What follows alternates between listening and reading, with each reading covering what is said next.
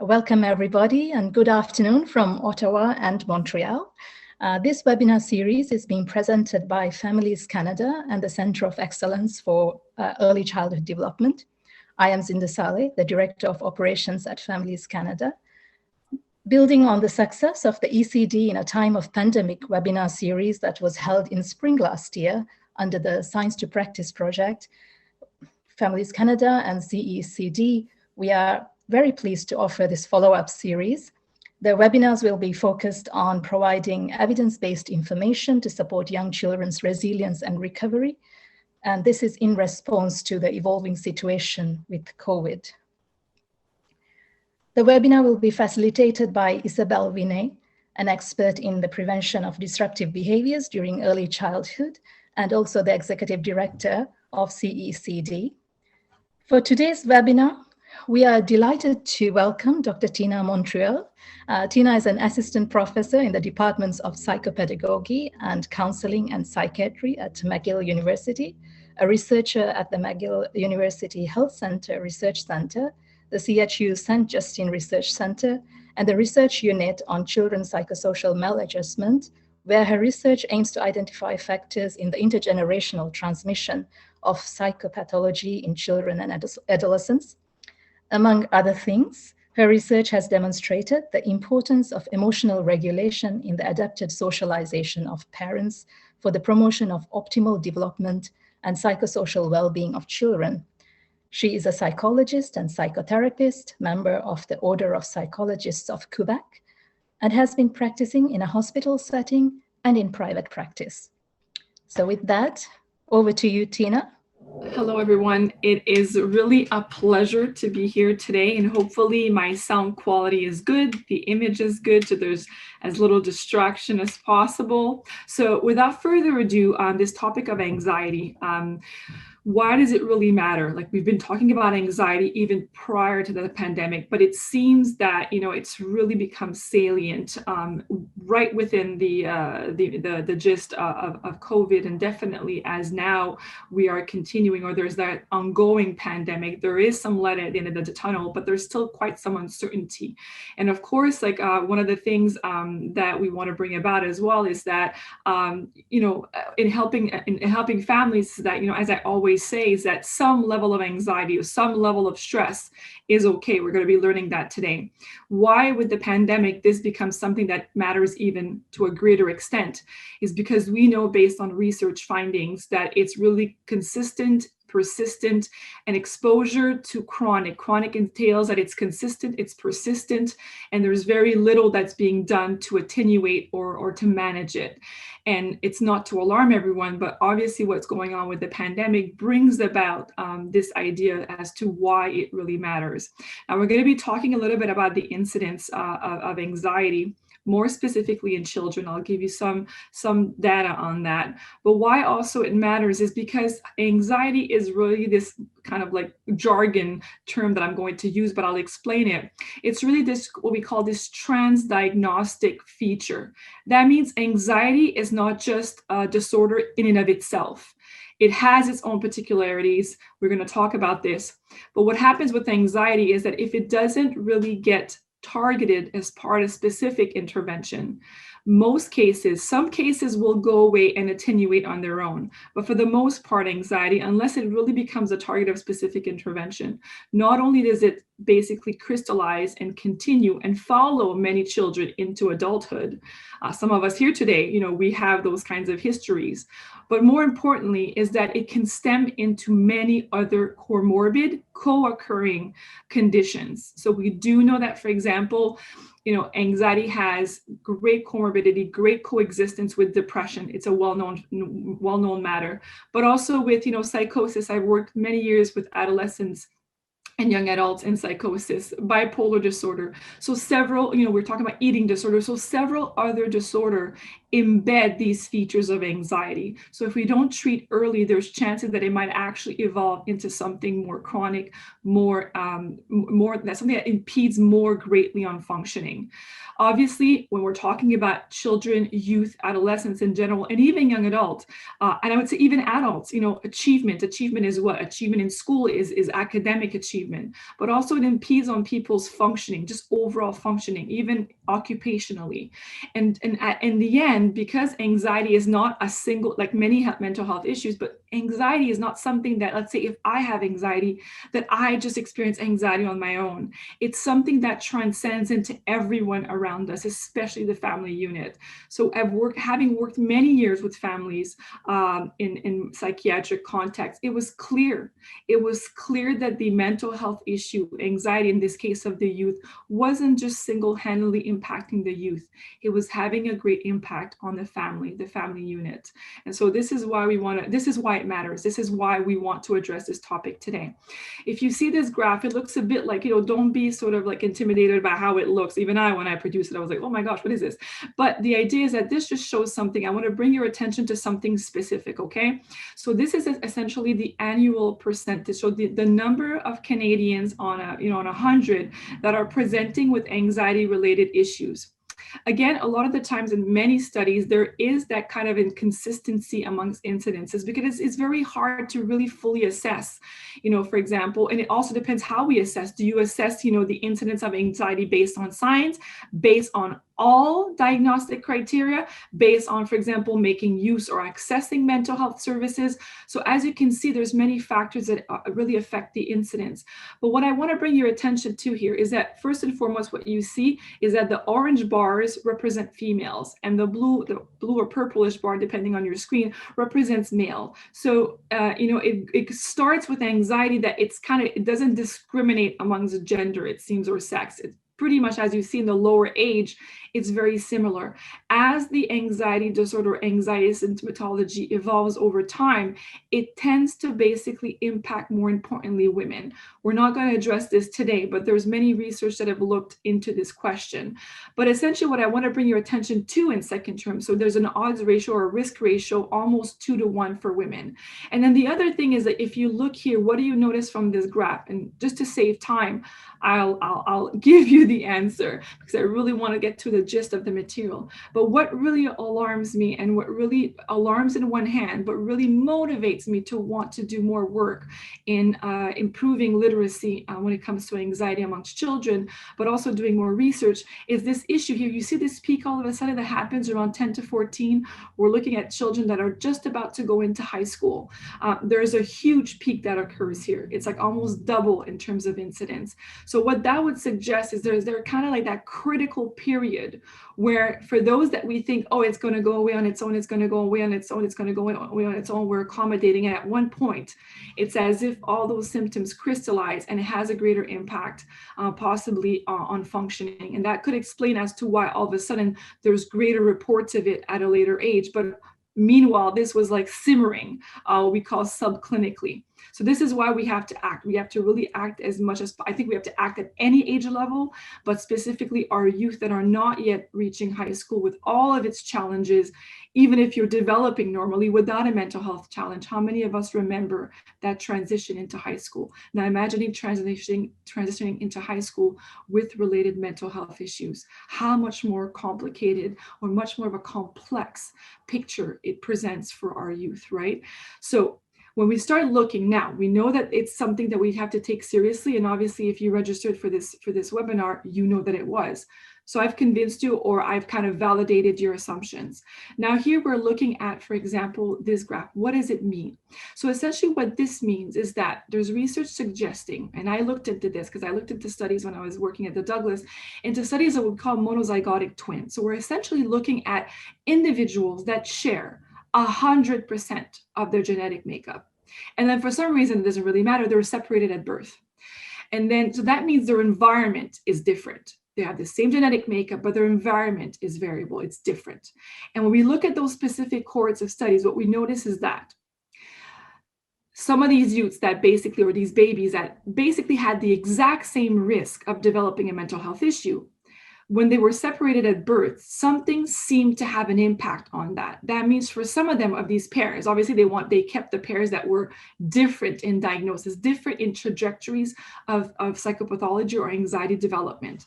And what they noticed is that there was a very, very much difference in the environment. One will suspect that. But then what was specific about the environment is that one environment seemed to provide many opportunities to basically develop and acquire what we name as a big category, social emotional skills. One major component that we'll focus on today is this issue of emotion regulation. So this is what my lab basically bears that name, anxiety and emotion regulation, because they're greatly intertwined.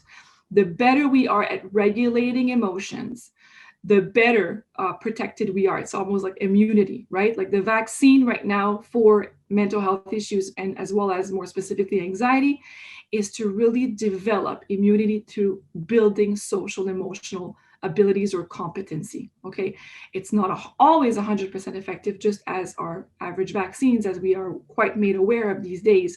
But research shows that it really develops this kind of buffer. It really protects children and evolving or growing adolescents and into adulthood. So this emotion regulation not only has it been shown to help in terms of mental illness, like the continuum that I just showed you, but it's also been shown when we look at, what is it about emotion regulation and how it's protective towards mental health issues, is because it really makes people, it helps them just adapt more easily to adversity. So we're going to see what's specific about anxiety is that there's this question of, for example, of how it affects us.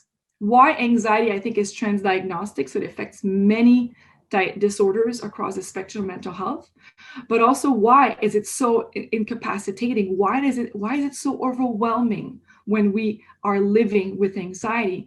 It's because it doesn't just affect our brain. It doesn't just affect our body and what we call interoceptive sensations. Like, have you ever had like tension in your jaw?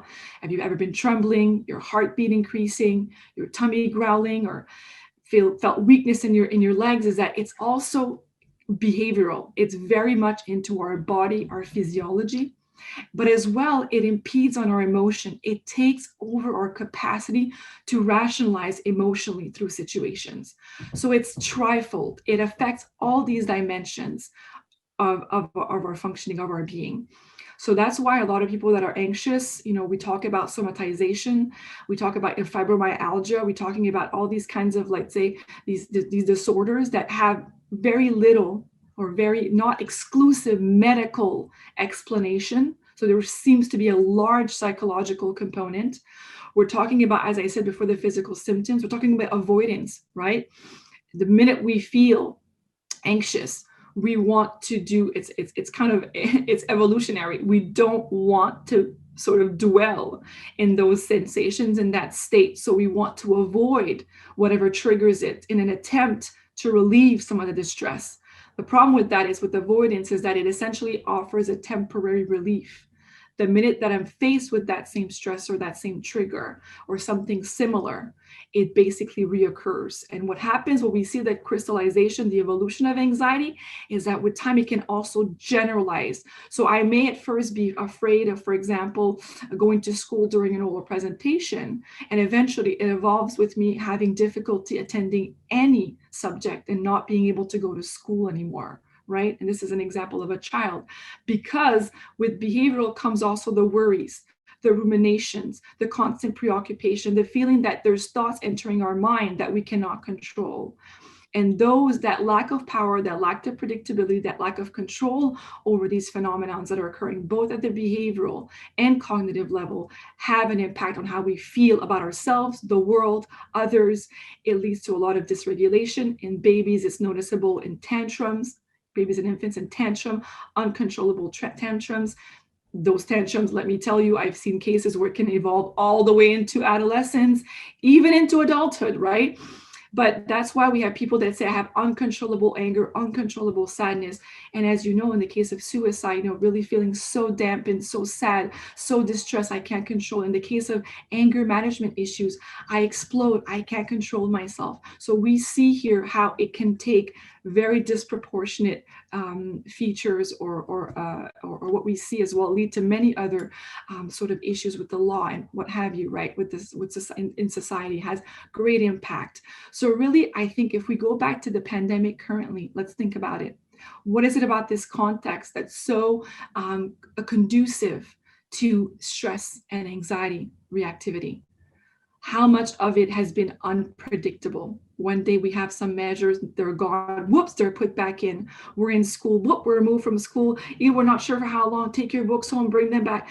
It's really unpredictable, and we really have been removed that sense of control. When we're forced into being confined, for example, to whatever measures, it's taken away our control. So people that are sensitive to these dimensions, people have what we call anxiety sensitivity. The pandemic has really played on those dimensions. And even for those that did not have as many of those features of anxiety sensitivity, it's even exacerbated those aspects of our functioning. So other things that can actually, and this is gonna make sense when I get to like strategies on how to overturn, because right now we have things that we can do, concrete actions as workers in the field. We can actually educate, we can create greater literacy with the families and people we work with to actually help them. And say if they're pregnant, they haven't yet had their children, we can teach them in prevention. But there's also hope, because we have families with existing children, with existing trauma. But there is still hope to reverse these things if we know what really is at the root of it. So other risk factors include, for example, if you're an anxious parent, what's going to happen is that you're going to be carrying this emotional, this cognitive, as well as this behavioral backpack that's heavy. And parenting with that heavy backpack bears impact on your ability to parent your children. So this is why it's not an absolute. I never speak in the absolute. There are some people, for some reason, that are quite resilient. But for the most part, parents that are anxious, good people, well-intended people that are anxious, because this is what they've received, this is how they were brought up, is that they tend to really take that fear, that hypervigilance, the sense that the world is a threatening place. It impedes on their interactions with their children. So we're going to see with Morris's model in a little bit, how do we transfer this notion of intergenerational transmission? How does that occur? We're going to see this in a little bit, and it's going to make sense. So the feeling that the world is a threatening place, this is why the reverse of this would be what? We have to allow our children to have some room to breathe. We have to allow our children to be able to make mistakes. We have to be able to allow our children to maybe sometimes get hurt, mildly, of course, but then they learn from it. So we're going to come back to this notion of autonomy, and really this notion of not maximizing risk, that a lot of the time is what is greatly at play with people that are anxious. We tend to overestimate the risk and hypercatastrophize. There's those biases that exist there in our brain. Then also by default, what ends up happening is that a lot of the times parents that are anxious don't realize that they're necessarily modeling or socializing their children in those ways. Again, I talk about good people, well-intended people a lot of the times. There's very few bad parents out there. You choose and you have children a lot of the times because you want to do well. You want to give these kids good things. But what ends up happening is that you can give to your children what you haven't received a lot of the times, or what you don't realize is impeding on your own functioning. So a lot of the people that I work with over the years, were people that they themselves had been raised very critically, that their self-competence had been compromised. So when that's the kinds of imprints that define who we are, it's very, very challenging to not transfer that over to our children when they don't respond to our interventions, when they don't listen to us, when they're defiant. Sometimes they make us feel like we're even less competent. Those cognitions are activated. And what happens? A person that basically is feeling less competent and hasn't learned to deal with those emotions and regulate their emotions in that way, is that they're going to be very reactive. They have to put the blame on someone else. And a lot of the time, who that blame will fall onto will be their children. So by default, that's how criticism occurs. It's not always bad parents that are critical with their children. It's also sometimes because we can't regulate ourselves, our sense of feeling less competent through our children's lack of discipline or lack of understanding or lack of listening or obedience. It basically makes us feel like we're bad parents. And a lot of the time that dissonance doesn't sit well with us. So what do? We transfer it over to our children and we become critical. And so then what ends up happening, we want to do well. We don't want our children to be left out. We don't want them to be rejected. We don't want them to not do well in school. We don't want them to not excel in sports because all of a sudden they're lacking motivation and they haven't learned that yet. So what do? We tend to take over. It's not always like we're controlling because of negligence, because of abuse. Sometimes we also control because we want them to do well. But because we don't understand this need for them to have their autonomy and for them to basically be exposed to a certain level of risk. For example, I have parents that say, oh, I always stay away from the toy aisle, or I don't want to go, like when I go to the cash, why do they have all those candies there? My kids go crazy, so I don't bring them. But kids have to be faced with disappointment, with, for example, the fact that they're told no. They have to experience those emotions in order for them to become less sensitized to disappointment, less sensitized to rejection, so that they can actually develop skills to deal with that in the event that it happens. So we have these needs as parents, even anxious parents, to learn to just let go and allow autonomy. So here, I'm going to go quickly on this slide, and you'll have it in your deck anyway, because what I just described as other risk factors fall into one of these two categories. It's either a genetic factor. When we're anxious, we have, or any type of mental health issue, we carry that genetic predisposition. So temperament, perfectionism, I might get into that later, but also how mom carries her child. Even before conception, there's already things that are happening at the cellular level. But also our environment. All the things that I listed in the previous slides are mainly, they derive a lot of the time from this interplay between genes and environment, but they really take effect. They shape themselves, they get manifested into the environment. The good news is that, even though some genetic manipulation is happening somewhere in labs, we're not yet at the point that we can genetically modify our material so that we can actually be less anxious. However, what's really, really empowering is that we can play on the environment. And with this notion of interplay between genes and environment, research does show, and some of the research that we've conducted shows that if we reverse practices, we target parental practices, we target parent emotion regulation, we can basically induce change, not only within the parent, but in the parent becoming a model, so indirectly through the children. And this is where I get really excited. So I get really, really excited about these things, about the environment. There's things that we can do. This is where Families Canada comes into play. The encyclopedia comes into play, and really informing and disseminating this information. But each one of you, you're a catalyst of change in each of your specific environments, so you can share this knowledge. So children learn through modeling. Okay, so a parent that essentially doesn't regulate or does regulate well their emotion, children learn, okay, when I'm faced, like almost their brain creates this association. When mom loses her keys, she loses it too. Right? So therefore, okay, so it almost becomes a pattern that, oh, so when I'm faced with a situation that's harsh, this is how perhaps I need to react as well. So there's this modeling. So here I'm giving a harsh reality. We've all been that, but I'm going to talk about that later, this transactional piece, because whenever I speak to workers, some of these workers, such as myself as well, we're parents. So when we hear about how we can help others, it brings about all these things about how we are experiencing our own life and our own parenting. Rest assured, this is not intended to create that sense of insecurity or instability. It's going to provide you with lots of tools, okay, for you to become empowered. The good news is that what I also want to say is that this modeling piece, not only is it relevant for the families you work with, but we were talking amongst ourselves here yesterday, the organization group, we were saying that it's also very relevant for you as workers, because there's not my research, but there's a researcher by the name of Adele Diamond at UBC in Canada, and her work has shown as a neuroscientist that essentially other people like yourself, social workers, educators, psychologists, I'm going to forget some nurses, I'm going to forget some people, but all of you combined, whatever your profession is, we have the ability to essentially also be restorative with the children that we're brought to work with. We can be, or we can act as this model of reparative or restorative relationship with children, where we can model different things. So that's why I'm working with teachers, and what I do in schools, I let teachers know about this. You know what?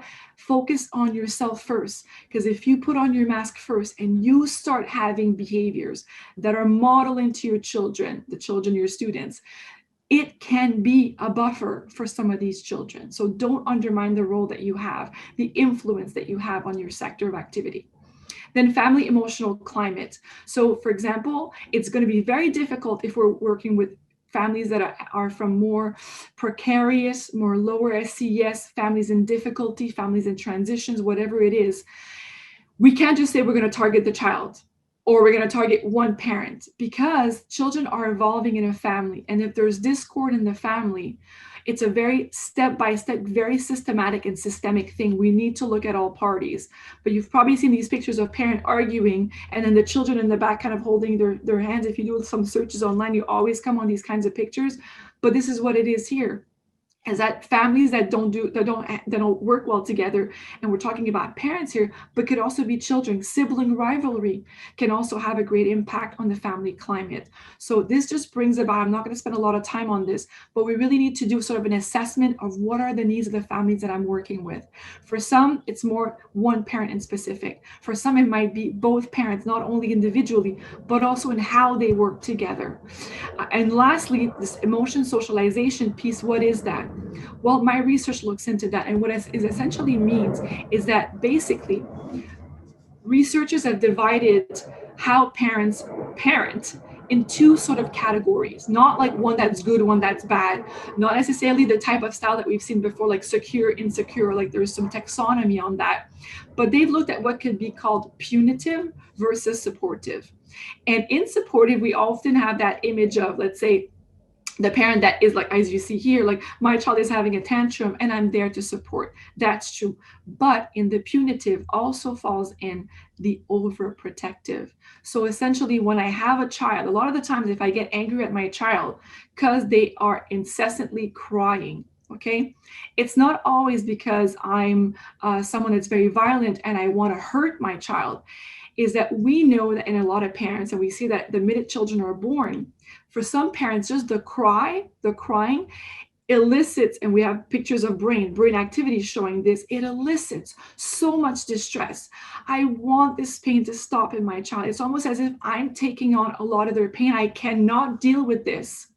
And so therefore, I'm overly protective. So even like the good behavior sometimes that parents that are anxious are intending on doing might fall into this kind of what we call the more punitive, because it's not allowing for the autonomy. It's not allowing for children to develop their own emotional competence. So again, here, it's not, if we're that type of parent, and I've been that type of parent, I can assure you, even knowing all the tools, is that it's always transactional. The important to know is that today, if you've done two more of one that's punitive versus the other one, it's not over. There's things that you can do, or that your clients, they need to know, listen, if you do more bad than good, in your terminology, or more punitive than supportive, it's not an all or nothing thing. It's not like even myself that knows all these tools, and we were talking about that yesterday with the organizing committee. We're never perfect. I do fall into the punitive approaches sometimes. The importance is that we exercise self-compassion and we understand it's a transactional process. What matters, even like a bank account, is that sometimes I need to pull some money out. But what matters in order to be financially healthy is that there's also more deposits, right, than there is pulling money out. And if you know, through a season, financial seasons, sometimes, my car breaks down and you know what, it depletes a lot of my financial resources. But then, when we enter into a more stable phase, you know what, we put money back in, we build reserves. I would say that parenting works a lot like that. Sometimes we go through situations right now with the pandemic. Listen, it's taking a lot from us as parents, right? So it might be a time where right now we need to reassure our families that if they feel that they've become worse parents as a result of the pandemic, to reassure them that some of it is also impedable because of our environment. And so maybe right now it's a season of debit and a bit more punitive. Let's empower people and teach them that, what really matters is that it's never the end till it's the end. And there are things that we can do to basically start rebuilding a more supportive emotion socialization or a more supportive parenting style. So here the parameter is, look at your child. If your child is reacting or the child of your clients are reacting negatively, let them know. If your reaction matches, is as intense or more intense than that of your child, you're probably falling into what's more a punitive than supportive. So that's why the notion of putting on our mask first as parents, think about a plane, the idea that they say, no, don't put, your inclination might be to put the mask of your child first.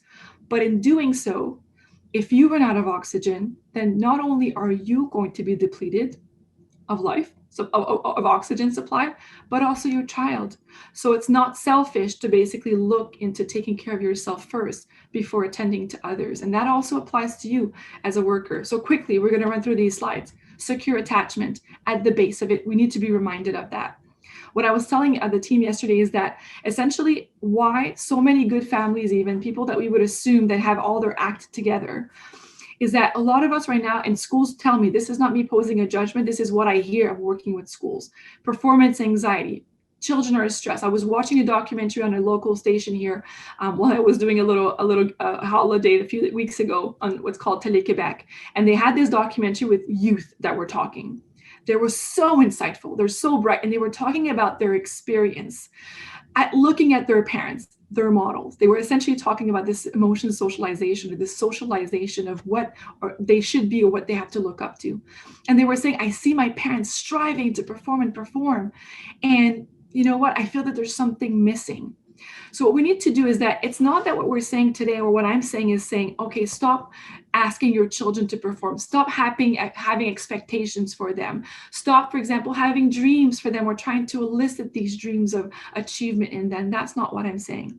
I have children, I have those aspirations as well. What I'm bringing you to think about if you're a parent, and also teaching your clients, is that are they essentially trying to meet or build the top of the pyramid without first having laid the building block at the base? This is not my model. This is Maslow. It goes back to the 1940s, but it's just as relevant today as it was then. Is that a lot of the times the question to ask ourselves, are we providing our children with the basic physiological needs? There are some kids at school from very, very precarious social economic status homes that we have the expectations of them to produce at the top level, but some of these kids are not even having their basic physiological needs met. They don't have their proper clothes in school. They've come to school without having breakfast. And then the next level, they may have woken up in the morning, mom or dad wasn't up. They probably had to change their sheets of their little brother or sister that was sleeping with them when the bed got wet because they wet the bed at night. No one told them, have a great day. I love you. It's going to do great. What, you have a test today? Okay, remember what we said, you can do it. They don't have that. So they went to school without having this sense of belonging, of purpose. And then, nothing for them is being done to really build their self-esteem, their sense of competence. But yet we're having the same expectation. These kids are starting with, that's why we can account for this sort of like, what can I say, this developmental gap. They don't have all these essential pieces. And with our families that seem, they have the money for the physiological needs. They have, let's say, what we call more the security, the clothes and everything. But what about the attachment? I have clients coming to me like, I paid for this, I paid for that. But what about spending time, quality time with your child, meeting them where they want you? So we see here that this hierarchy of needs is independent of the families that you're dealing with, whether they're the top, they're the 1% in terms of accomplishments and salary, or the bottom of the barrel. This affects everyone. And this is why, we just need to reassess and say, are we making sure that all these basic needs, the building blocks of actualization, are being met before we place these high expectations on our children? Okay, let's just think about that. So attachment, it's one of the essential things. We can't expect children to succeed and achieve if they don't first have those elements, right? Now, how is that secure attachment built? Where secure attachment also requires that we have a regulated parents. And let me tell you, that starts right at birth. When that baby is brought home and it cries incessantly, boom, it automatically kicks in there. It kicks in at that level. Already it starts manifesting itself, and the baby's brain is making all these associations by how quickly I go and respond to him. Some parents, they go too quickly. So baby just learns what? The minute I cry, great, mom's there. I don't need to start developing little by little my own self-soothing. Mommy and daddy are always there. So that's the end of the extreme of overprotectedness.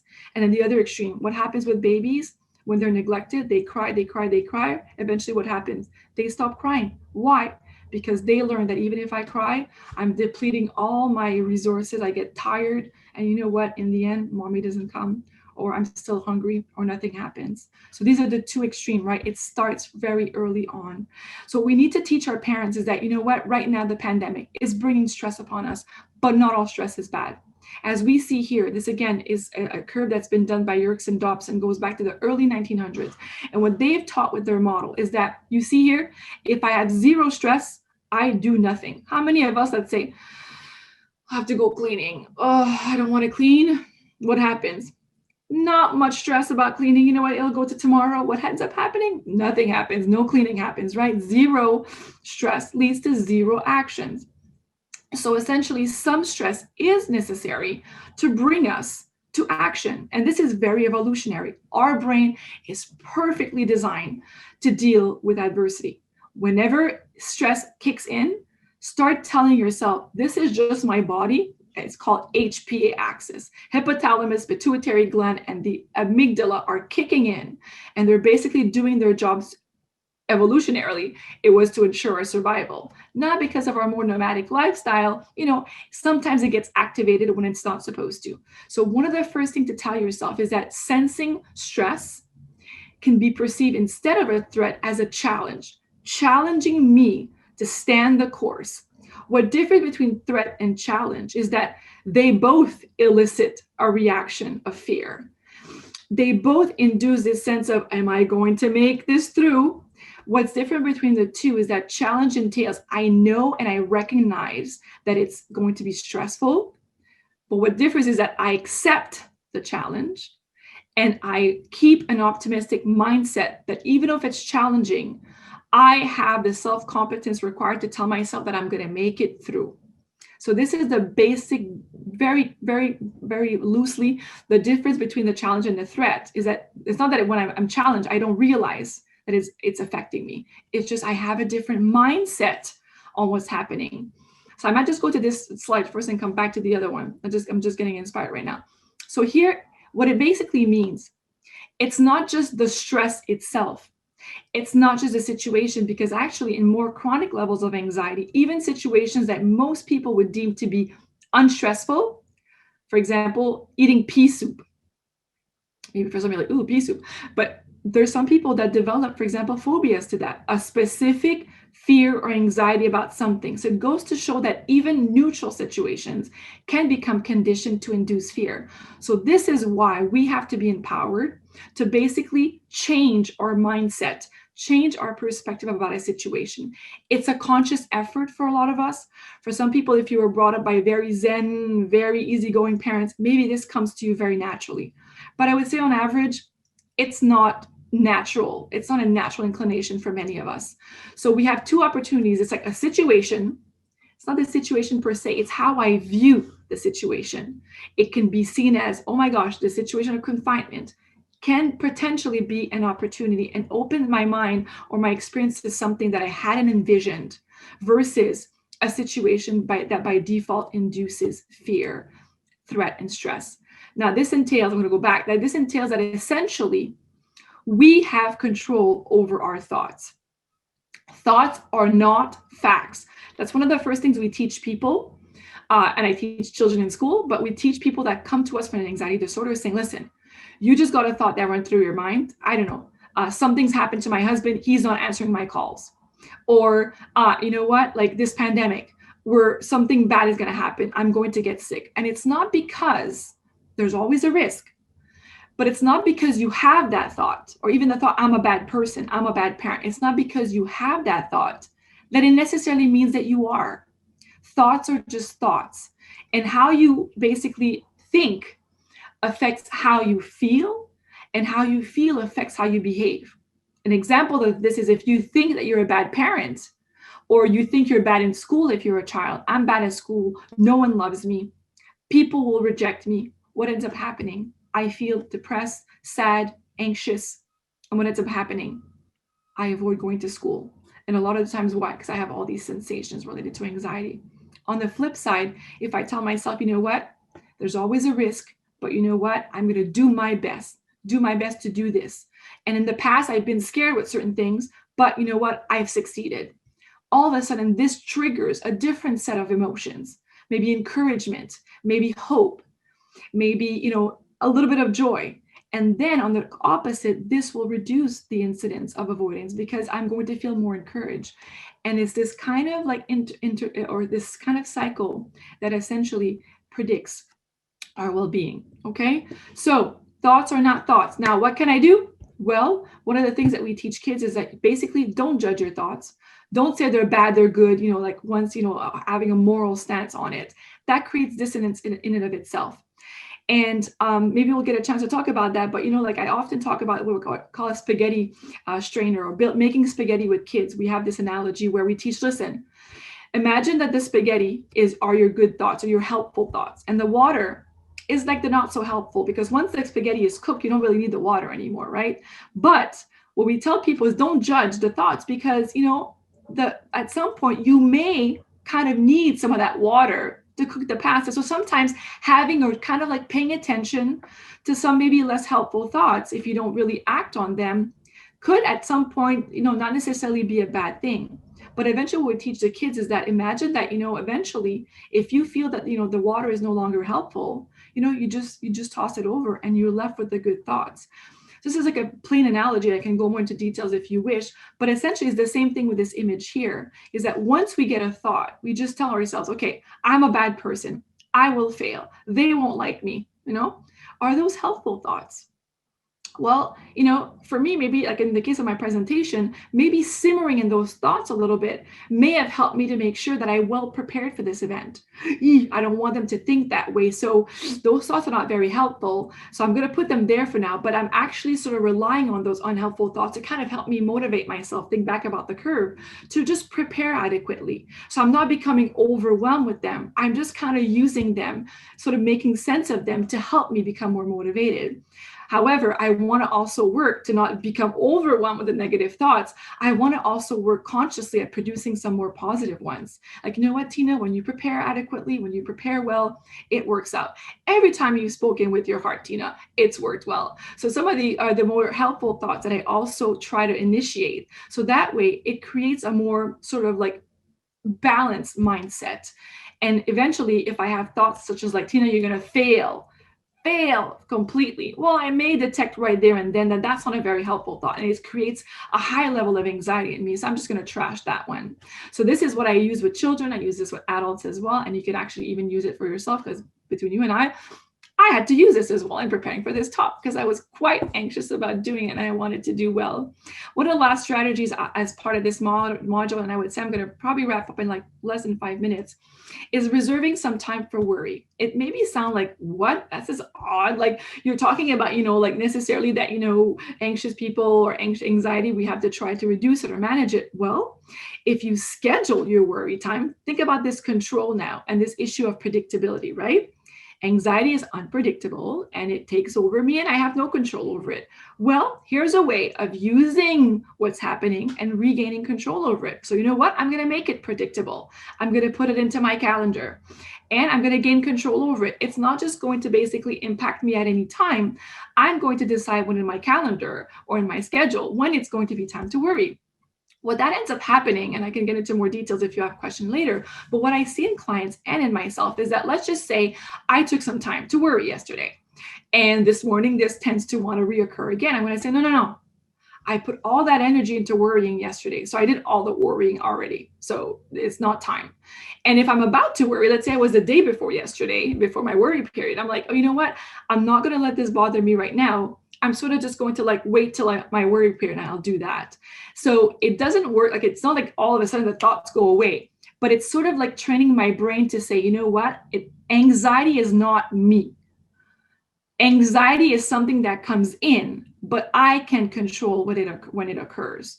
I can make it more predictable. So it's just something that really empowers us, I should say. So it's really something that helps us be more in control. So here, as it's almost like a summary slide, really, because we're talking about, a parent that is more regulated, a parent that is more, for example, that understands the importance of not just meeting the top or having high expectations, but really building on every single one of those building blocks. So what ends up happening, that also means that, with our children, we have to have, some limits as well. The regulated parent, children have this need, the security, the second level, security is also having parameters, having a structure, having limits, being told no. This also serves to have children that are very secure. We know that from studies of children that have very insecure attachment, very neglectful parenting. Neglectful parenting, less structure, tends to lead to more insecurity. So we need to parent with structure. We're not our children's friends. However, it's how we do it. We also know that from studies on parenting with when I'm very dictator, when I yell, when I'm more critical, when I don't take the blame sometimes, when I don't sometimes give children the leeway or let them become a bit more of a leader in a situation, that it doesn't play as well. So it's this balance, this interplay between having the firm limits and having expectations, having and respecting or meeting family values, and at the same time doing it in a regulated manner. And that means that essentially, I was talking to my son's teacher yesterday, and she was talking about, things that were going on, the dynamics in her class. And, she was saying, in what you're sharing, I'm reminded of the importance sometimes of minimizing, not reinforcing a negative behavior, but instead really essentially trying to promote more pro-social, more positive kinds of behaviors.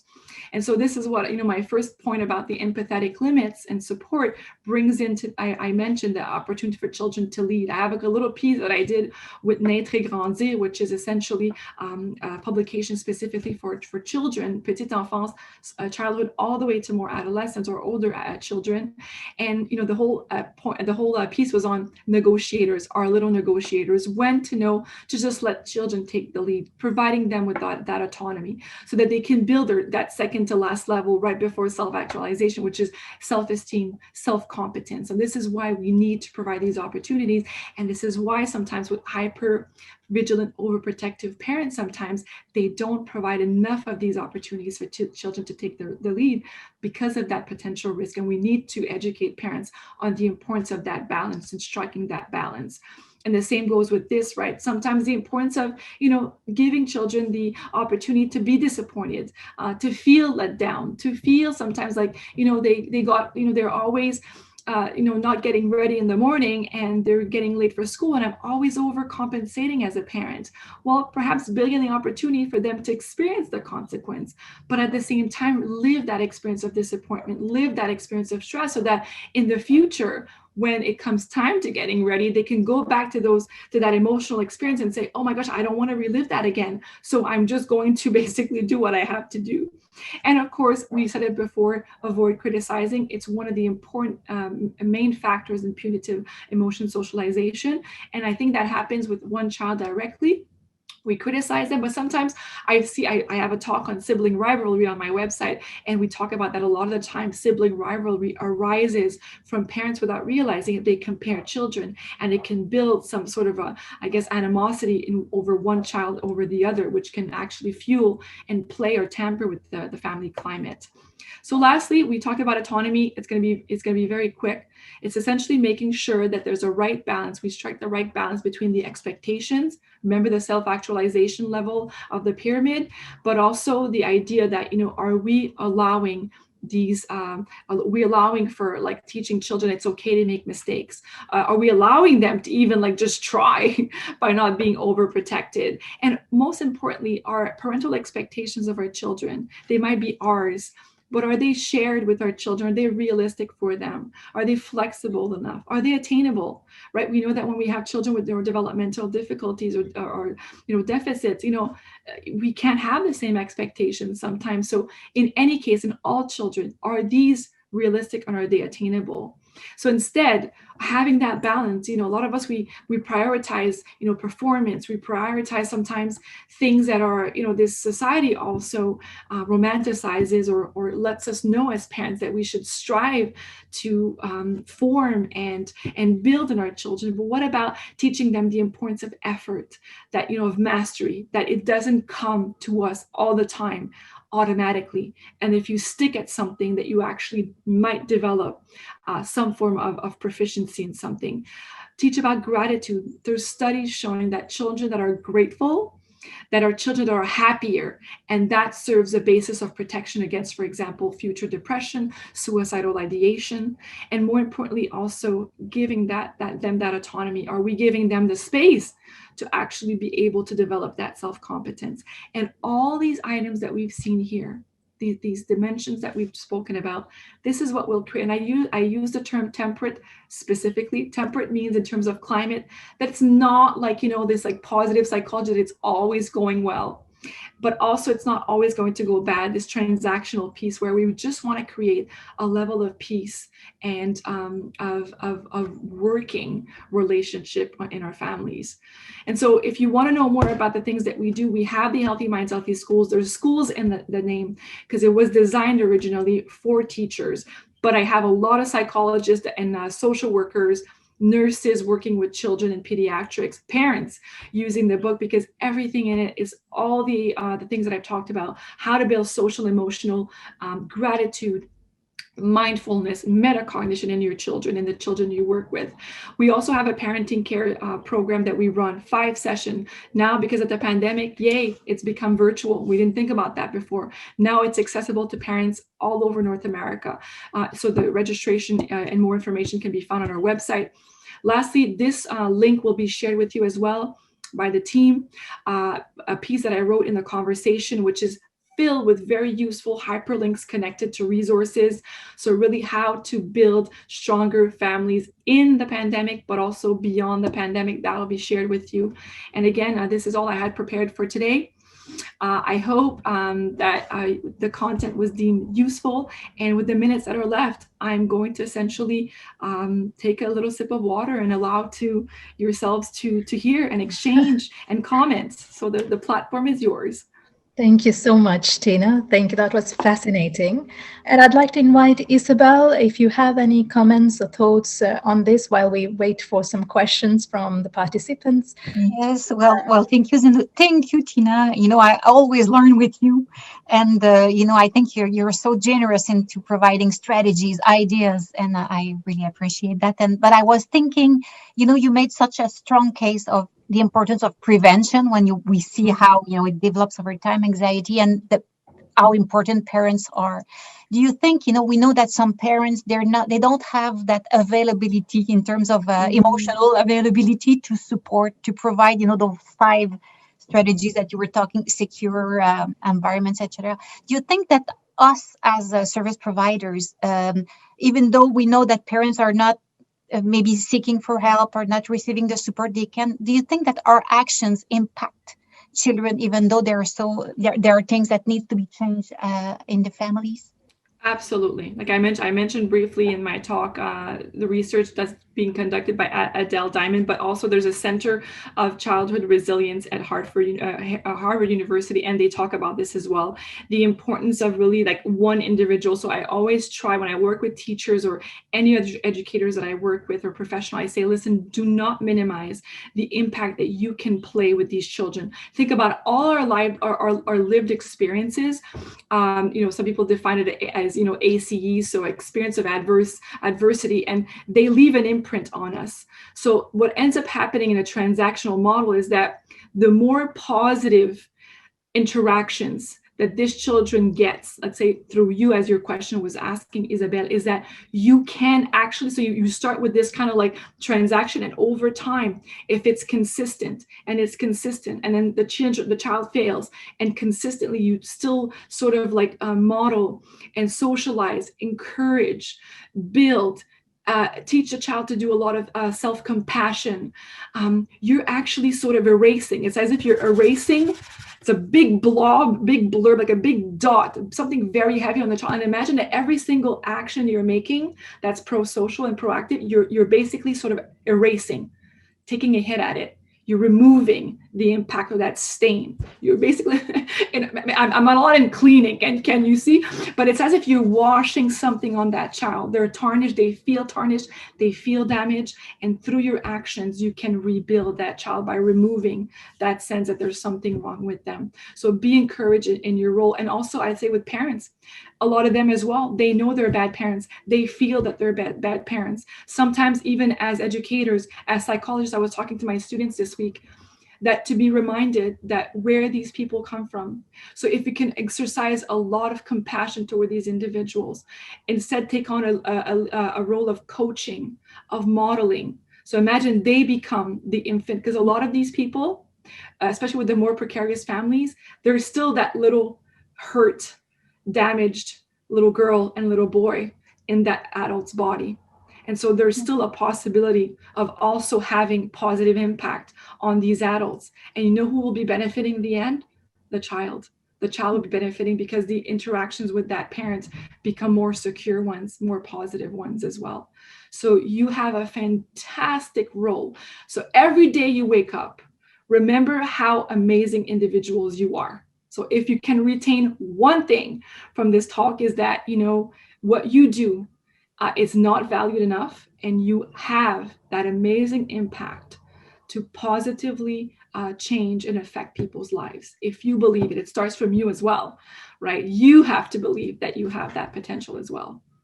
Thank you. It's so empowering. Thank you, Tina. Thank you so much, Tina. And we did have a couple of questions in the chat box. And if everybody is willing to wait a few minutes, I think we can take one question for sure. So the question came from Andrea Cook. She says, how can we psychoeducate and encourage parent engagement in doing their work, in turn to help their children? Yeah. So I think the last piece about what I just said here, like changing the system, that, you know, I think a lot of our clients, and I've heard this from social workers, and I've actually sat on a panel here in Montreal where we were talking with social services, and they were actually having the dialogue on how do we change how, you know, we deliver our services, how do we increase, how do we build trust with parents, with the system, the social system? How do we get them to actually even access care? And I think it's going back to those roots. A lot of people, they're fearful.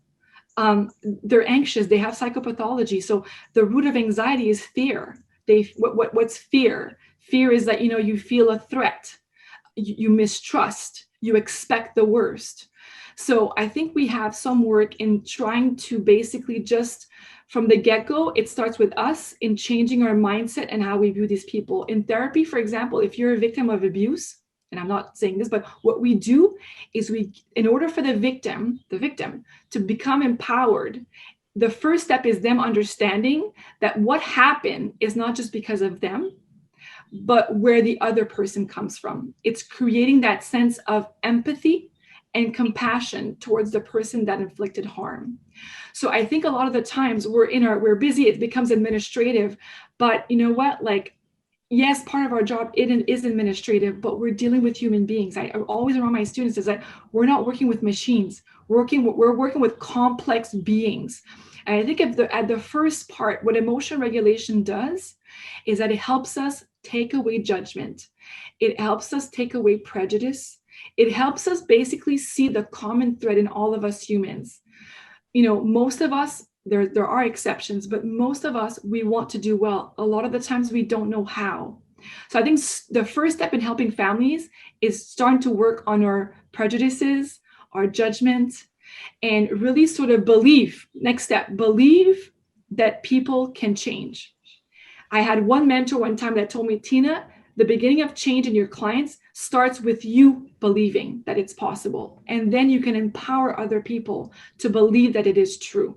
So I would say that what I presented today and the answer that I gave to Isabelle before applies with this question, but I backtracked a little bit and I went more with in what kind of water does it first have to stem? The seed has to be in something for it to grow with the other tools that I provided, but this is where I think it will have most impact if we have that mindset in the families that we work with. Fascinating, Estelle. Thank you so much. A really great presentation, such great content. Thank you to everybody who has participated. Thank you again, Tina. Thank you, Isabelle. Thank you to everybody. Have a great rest of the day.